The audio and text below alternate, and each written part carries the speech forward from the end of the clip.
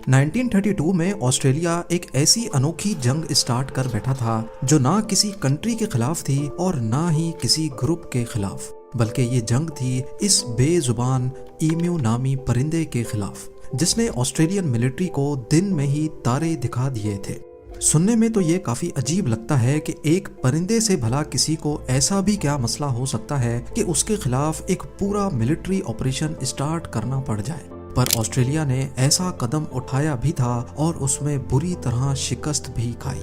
Zeme TV की videos में एक बार फिर से खुशामदीद। नाजरीन, वर्ल्ड वॉर 1 के बाद पूरी दुनिया ग्रेट डिप्रेशन से गुजर रही थी और ऑस्ट्रेलिया भी इसकी जद में आ चुका था।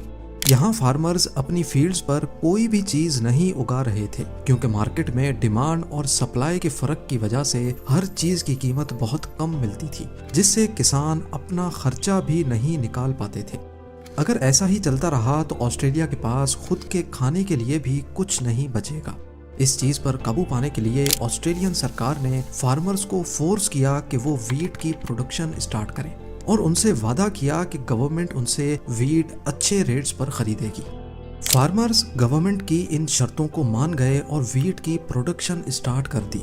लेकिन जब ये फसलें तैयार हुईं तो गवर्नमेंट अपने वादे से पीछे हट गई और फार्मर्स को कम रेट ऑफर करने लगी। फार्मर्स ने प्रोटेस्ट में फैसला किया कि वो वीट अब सेल ही नहीं करेंगे और इसी वजह से उन्होंने फसलों की कटाई ही नहीं की। अब ऐसा नहीं था कि ऑस्ट्रेलियन सरकार को वीट की जरूरत ही नहीं थी, वो एक तरह से फार्मर्स को ब्लैकमेल कर रहे थे क्योंकि उनको मालूम था कि तैयार फसल अगर फार्मर्स गवर्नमेंट को सेल नहीं करेंगे तो उनकी फसल पे कीड़ा लग जाएगा। पर ऑस्ट्रेलियन सरकार को क्या मालूम था कि आने वाली मुसीबत कीड़ा लगने से भी ज्यादा तकलीफ देने वाली थी। ईम्यूज जो सिर्फ ऑस्ट्रेलिया में पाई जाती हैं, उनका ब्रीडिंग सीजन खत्म हो गया। ये एक सीरियस मसला था क्योंकि ईम्यूज अपने ब्रीडिंग सीजन के बाद माइग्रेट करती हैं। जब ईम्यूज इनलैंड एरियाज से कोस्ट की तरफ माइग्रेट कर रही थीं तो उनको वेस्टर्न ऑस्ट्रेलिया में तैयार वीट फील्ड्स नजर आईं। 20,000 ईम्यूज का टोला इन वीट फील्ड्स में घुस गया और रातों रात फील्ड्स को खाकर तबाह करने लगा। 5.5 फुट लंबा और 45 केजी वजनी ये परिंदा एक दिन में 2 किलो तक खुराक आसानी से खा सकता है। अब 20,000 ईम्यूज एक बहुत बड़ा नंबर है और ये सिर्फ एक दिन में वीट के 20 से 25 एकड़ की जमीन तबाह कर लेते थे।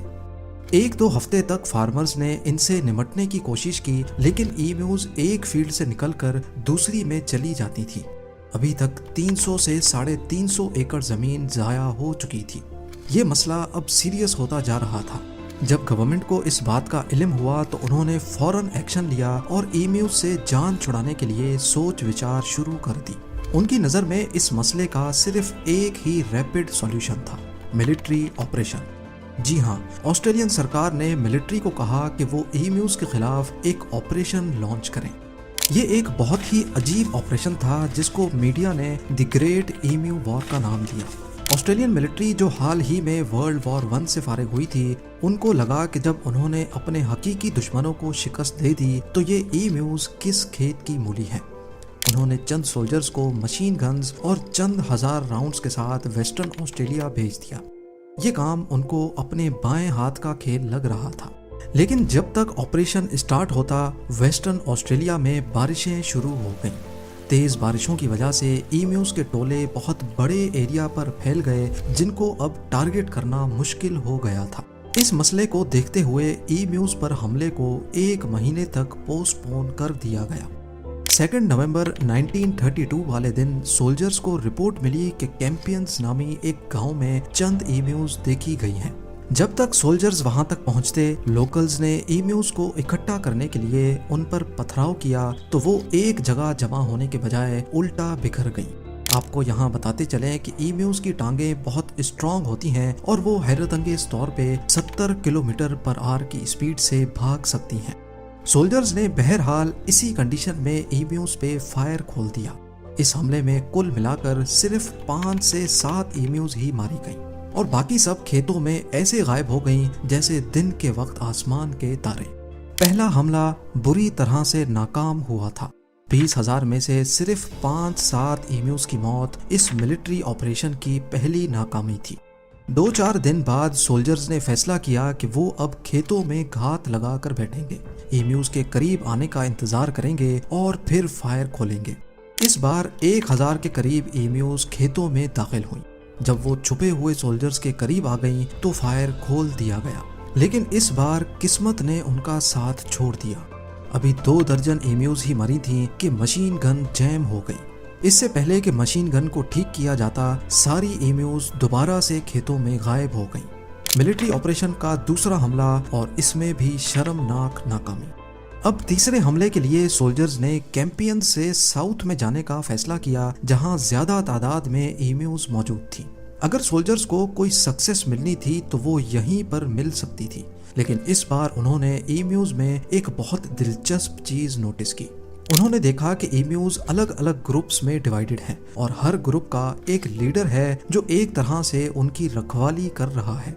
बाकी सारी ईम्यूज वीट फील्ड्स को खाने में मसरूफ रहती, लेकिन वो लीडर अपनी नजरें आने वाले खतरे पर जमाए रखते। जैसे ही सोल्जर्स के आने की भनक पड़ती, वो लीडर उन सारी ईम्यूज के ग्रुप्स को वहां से भगा देते थे। अब सोल्जर्स उनका पीछा करते करते थक चुके थे। उनको ईम्यूज के खिलाफ ये जंग भारी पड़ रही थी। जैसा कि जंगों में होता है, जब दुश्मन एक तरीके से काबू ना आ रहा हो तो स्ट्रेटजी चेंज करनी पड़ती है, और ऑस्ट्रेलियन मिलिट्री ने भी ईम्यूज को सबक सिखाने के लिए अपनी स्ट्रेटजी चेंज करने का फैसला किया। अब उन्होंने प्लान बनाया कि वो मशीन गन को एक गाड़ी के पीछे इंस्टॉल करेंगे, ईम्यूज के झुंड में तेजी से घुसेंगे और फिर चलती हुई गाड़ी से ही भागती हुई ईम्यूज पर फायर करेंगे। पर जैसा वो सोच रहे थे वैसा शायद असली जंग में तो होता हो, लेकिन यहाँ दुश्मन बेशक ना उड़ने वाला ही सही पर बहुत चालाक परिंदा था। क्योंकि गाड़ी को रफ फील्ड्स पे यानी ऑफ रोड चलना था, तो जाहिर है मशीन गन ऑपरेटर को भागती हुई ईम्यूज का निशाना लेना भी काफी मुश्किल हो रहा था। कई राउंड्स फायर करने के बाद एक आध गोली सही निशाने पर लगती थी। खैर, सोल्जर्स ने इस स्ट्रेटजी को अपनाए रखा, लेकिन ऑफ रोड में तेज चलने की वजह से एक भागती हुई ईमू गाड़ी के स्टीयरिंग में फंस गई, जिसकी वजह से गाड़ी झाड़ियों में जाकर क्रैश हो गई। इस अटेम्प्ट में 2500 राउंड्स फायर किए गए और सिर्फ 200 ईम्यूज मारी गई। चौथा हमला और न्यू स्ट्रेटजी भी फेल हो चुकी थी। ऑपरेशन को थोड़े वक्त के लिए रोक दिया गया। कुछ हफ्ते बाद ऑपरेशन को दोबारा शुरू किया गया और इस बार हमला थोड़ा बहुत सक्सेसफुल था। कुल मिलाकर सोल्जर्स 1000 के करीब ईम्यूज को मारने में कामयाब हुए, लेकिन टोटल 10,000 राउंड्स फायर करने के बाद। इसका मतलब है कि एक ईम्यू को मारने के लिए 10 गोलियां फायर की गईं। जब ये मामला ऑस्ट्रेलियन पार्लियामेंट में उठाया गया तो पॉलिटिशियंस ने मिलिट्री की परफॉर्मेंस पे काफी एतराज किया। पॉलिटिशियंस का कहना था कि इस परफॉर्मेंस पे अगर कोई मेडल देना हो तो वो ईम्यूज को देना चाहिए, जिन्होंने 10 में से 9 गोलियों को बड़ी चालाकी से डॉज किया। इतना खर्चा करने के बाद भी 20,000 में से सिर्फ 1,000 ईम्यूज ही मारी गई थी। उस दौर में इस ऑपरेशन पे करीब $10,000 खर्च हुए थे, जो आज $1,00,000 से भी ज्यादा बनते हैं। ये ऑस्ट्रेलियन मिलिट्री के लिए बहुत शर्मनाक शिकस्त थी। मिलिट्री ऑपरेशन को बंद कर दिया गया, यानी ईम्यूज ये जंग जीत चुकी थी। वक्त गुजरता गया, ईम्यूज की पॉपुलेशन बढ़ती गई और हर साल फार्मर्स भारी नुकसान उठा रहे थे। ऑस्ट्रेलियन गवर्नमेंट इस बार एक नई स्ट्रेटजी के साथ मैदान में उतरी। उन्होंने हजारों हथियार फार्मर्स में बांट दिए और बाउंटी सिस्टम इंट्रोड्यूस करवा दिया, यानी जो फार्मर जितनी ज्यादा ईम्यूज को मारेगा उसको उस हिसाब से बाउंटी यानी पैसे दिए जाएंगे। ये तरीका फिर भी काम कर गया और 2 सालों के बाद 1934 में 6 महीनों के दौरान 57,000 बाउंटीज क्लेम की गई। ये खबर जब इंटरनेशनल मीडिया पर चली तो एनिमल राइट ऑर्गेनाइजेशंस ने काफी शोर शराबा किया। लोग ऑस्ट्रेलियन गवर्नमेंट को बुरा भला कहने लगे। ऑस्ट्रेलियन सरकार करती तो क्या करती, उनको ये बाउंटी सिस्टम भी बंद करना पड़ गया।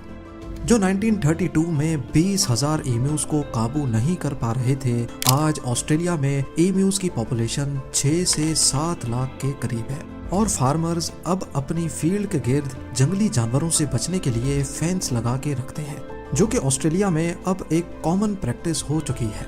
بے شک ابھی فارمرز کو آسٹریلیا میں جنگلی جانوروں سے اتنا خطرہ تو نہیں ہے، لیکن ایمیوز کے خلاف ہوئی یہ جنگ اتہاس میں ہمیشہ یاد رکھی جائے گی۔ امید ہے زیم ٹی وی کی یہ ویڈیو بھی آپ لوگ بھرپور لائک اور شیئر کریں گے۔ آپ لوگوں کے پیار بھرے کامنٹس کا بے حد شکریہ۔ ملتے ہیں اگلی شاندار ویڈیو میں۔